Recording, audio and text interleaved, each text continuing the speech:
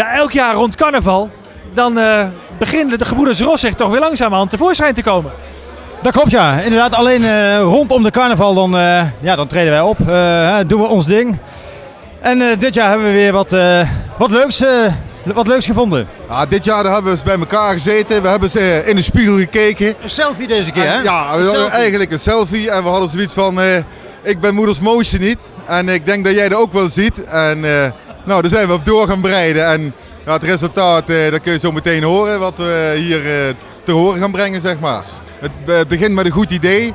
De tekst komt er dan bij en dan komt er eens bij van wat voor kleren gaan we nou weer laten maken. En die lelijke kop van jou natuurlijk. Die lelijke kop van mij natuurlijk. En maar we zijn in één eigen zingende vier. We proberen die koppen van ons nog een beetje op te fleuren. Ja, en het leidt wel af, want we hebben even rondgelopen hier en je ziet er allemaal mooi uit. En of ze nou de pakken bedoelen of onze gezichten, dat laten we even in het midden. Hè. Sinds kort hebben we inderdaad met Berk Music, we beginnen dus zelf met het schrijven. We houden een cd-presentatie. En in dit geval we zijn we met Berk en die hebt ons ook op de site. De clip is in de maak, dus daar zijn we nou met ideeën bezig. Het moet een hele leuke, vrolijke, fleurige clip worden. En dit gaat zeker lukken dit jaar weer. Dus we hopen er echt weer een leuk carnavalsjaar van te maken.